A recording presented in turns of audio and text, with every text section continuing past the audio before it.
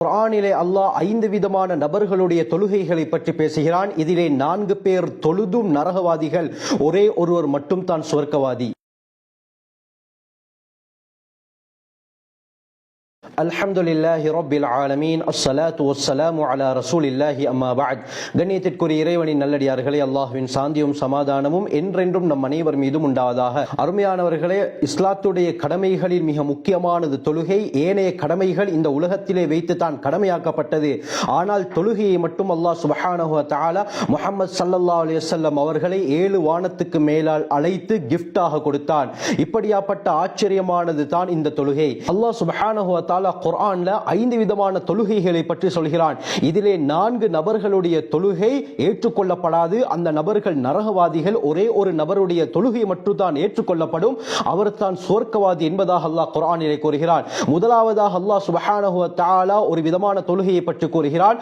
சூரா மாஊன் அத்தியாயம் 107 அல்லாஹ் கூறும் பொழுது, ஃபவைலுல் லில் முஸல்லீன், தொழக்கூடியவர்களுக்கு கேடு உண்டாகட்டும். வைல் என்பதற்கு இன்னொரு கருத்து இருக்கிறது.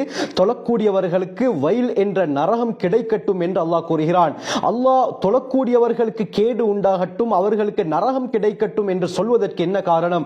அவர்களுடைய தொழுகை எப்படியாப்பட்டது தெரியுமா? அடுத்த வசனத்திலே அல்லாஹ் கூறுகிறான், அல்லதீனஹும் அன் ஸலாத்திஹிம் சாஹூன், அவர்கள் எப்படியாப்பட்டவர்கள் என்றால் தங்களுடைய தொழுகையிலே பொடுப்போக்கு செய்யக்கூடியவர்கள். அல்லதீனஹும் யுராஊன், மற்றவர்கள் பார்ப்பதற்காக வேண்டி, முகஸ்துதிக்காக வேண்டி தொழுதவர்கள் என்று அல்லாஹ் கூறுகிறான். சாஹூன், பொடுப்போக்கு என்பதற்கு மார்க்கறிஞர்கள் சொல்லக்கூடிய கருத்து என்னவென்றால், இவர் பூர்த்தியான முறையிலே ருக்கு செய்ய மாட்டார், சுஜூத் செய்ய மாட்டார், இஅ்திதால் செய்ய மாட்டார், அவசரமாக தொழுது முடிப்பார். ஒவ்வொரு நிலையிலே ஓதக்கூடிய தஸ்பீஹாத்துகள் இருக்கின்றன, திக்ர்கள் இருக்கின்றன, அதை ஒன்றுமே இவர் செய்ய மாட்டார். ருக்குவுக்கு சென்றவுடன் அவசரமாக நிலைக்கு வருவார், நிலைக்கு வந்தவுடன் அவசரமாக சுஜூதுக்கு செல்வார், சுஜூதுல நெற்றி பட்டதோ இல்லையோ உடனடியாக நடு இருப்புக்கு வருவார். இப்படித்தான் இவருடைய தொழுகை இருக்கும். அருமையானவர்களே, ஒவ்வொரு நிலையில் இத்மினான், அமைதியாக இருப்பது என்பது தொழுகையுடைய கட்டாய கடமை. இப்படி இந்த கடமைகளை விடும் பொழுது அவருடைய தொழுகை எப்படி ஏற்றுக்கொள்ளப்படும்? இதனால தான் அல்லாஹ் இந்த தொழுகை நரகவாதியுடைய தொழுகை என்பதாக கூறுகிறான். இரண்டாவது வகையான தொழுகை சூரா மரியம் அத்தியாயம் 19 வசனம் 59 அல்லாஹ் கூறுகிறான், ஃபஹலஃப மின் பஅதிஹிம் ஹல்ஃபுன், பின்னால் ஒரு கூட்டத்தார் வருவார்கள், அதாஉஸ் ஸலா, தொழுகையை அவர்கள் வீணடிப்பார்கள் என்று அல்லாஹ் கூறுகிறான். வத்தபஉ ஷஹவாத், தன்னுடைய மனோ இச்சையை பின்பற்றுவார்கள். ஃபஸௌஃப யல்கௌன கய்யா, நரகத்தில் இருக்கக்கூடிய பயங்கரமான ஒரு குழிதான் கை என்பது. சில உலமாக்களுடைய கருத்து, கை என்பதும் நரகத்துடைய முக்கியமான ஒரு பகுதி என்று கூறுகிறார்கள்.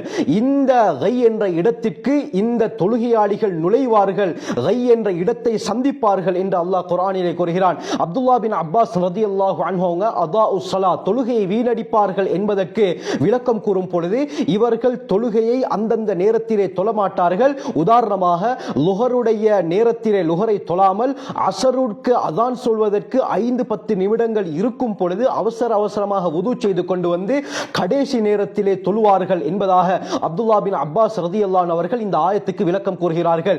இப்படியாப்பட்டவர்களுடைய தொழுகையும் ஈடேற்றத்தை ஏற்படுத்தாது, இவர்களும் நரகத்திலே நுழைவார்கள் என்பதாக அல்லாஹ் குர்ஆனிலே தெளிவாக கூறுகிறான். மூன்றாவது வகையான தொழுகையை பற்றி அல்லாஹ் குர்ஆனிலே கூறும் பொழுது சூரா நிசா அத்தியாயம் 4 வசனம் 142 கூறும் பொழுது, இந்த தொழுகை யாருடைய தொழுகை தெரியுமா? நயவஞ்சகர்களுடைய தொழுகை.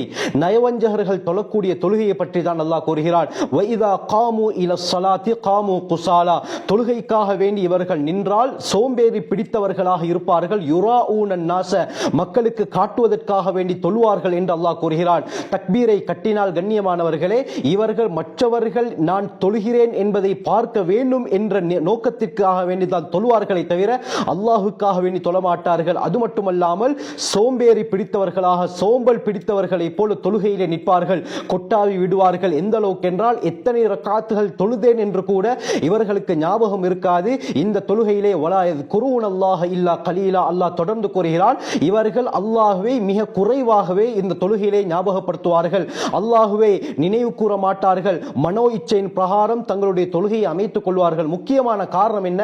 மற்றவர்கள் எங்களை பார்க்க பார்க்க வேண்டும் என்று. ஏன் என்று சொன்னால் அருமையானவர்களே, ஸல்லல்லாஹு அலைஹி வஸல்லம் அவர்களுடைய காலத்திலே மதீனாவில் அதிகமான நயவஞ்சகர்கள் முனாஃபிகூன்கள் இருந்தார்கள். எந்த அளவுக்கு என்றால் மஸ்ஜிதுன் நபவியில முதல் சஃப்லேயே இவர்கள் வந்து தொழக்கூடியவர்களாக இருந்தார்கள். இதற்கு என்ன காரணம் என்றால், இதை பார்த்தாவது ஸல்லல்லாஹு அலைஹி வஸல்லம் அவர்கள் எங்களுக்கு உதவி செய்வார்கள், யுத்தத்திலிருந்து வெற்றி பொருட்கள் கிடைத்தால் எங்களுக்கும் ஒரு பங்கு கிடைக்கும், முஸ்லிம்களுக்கு உதவிகள் வரும் பொழுது எங்களுக்கும் கிடைக்கும் என்ற நோக்கத்தில் தான் இவ்வாறே தொழுவார்களே தவிர உண்மையாக இரையச்சம் இவர்களிடத்தில் இருக்காது. இந்த தொழுகையும் நரகவாதிகளுடைய தொழுகை என்று அல்லாஹ் குர்ஆனிலே வர்ணிக்கிறான். அல்லாஹ் நம் அனைவரையும் பாதுகாக்க வேண்டும். கண்ணியமானவர்களே, நான்காவது வகை தொழுகை சூரா முத்தஸிரிலே அல்லாஹ் கூறுகிறான். அத்தியாயம் 74 வசனம் 42 43 அல்லாஹ் கூறும் பொழுதே, சில நரகவாதிகள் இந்த சக்கர் என்ற நரகத்துக்குள்ளால் நுழைவார்கள். அவர்களிடத்திலே சுவர்க்கவாதிகள் மா சலககும் ஃபீ சக்கர், சக்கர் என்ற நரகத்திலே நீங்கள் நுழைந்ததற்கு என்ன காரணம் என்று கேட்கும் பொழுது அவர்கள் முதலாவதாக சொல்லக்கூடிய காரணம் லம் நக்கு மினல் முஸல்லீன், நாங்கள் தொழாதவர்களாக உலகத்திலே இருந்தோம். அப்படி என்றால் உலகத்திலே தொழுகையை விட்டுவிட்டு தொழுகையை புறக்கணித்து விட்டு வாழ்ந்தவர்கள் இந்த வகையினர் என்று அல்லாஹ் கூறுகிறான். இவர்களுக்கு பயங்கரமான தண்டனை நரகத்திலே இருக்கிறது. இவர்கள் கடுமையான அந்த சக்கர் என்ற நரகத்துக்குள்ளால் நுழைவார்கள். ஆகவே இந்த 4 பேரும் நரகவாதிகள் என்று குர்ஆனே தெள்ள தெளிவாக சொல்லிவிட்டது. ஐந்தாவது அல்லாஹ் சுப்ஹானஹு வ தஆலா ஒரு தொழுகையை பற்றி கூறுகிறான். இந்த தொழுகை மட்டும் தான் அவரை சுவர்க்கத்துக்கு கொண்டு போய் சேர்க்கும். அந்த தொழுகை என்ன, அந்த நபர் யார்? அல்லாஹ் சூரா முஃமினூனிலே கூறும் பொழுது, அத்தியாயம் 23 வசனம் 1 2 அல்லாஹ் கூறும் பொழுது, கத் அஃப்லஹல் முஃமினூன், இறை விசுவாசிகள் திட்டமாக வெற்றி பெற்று விட்டார்கள். அவர்கள் எப்படியாப்பட்டவர்கள் தெரியுமா?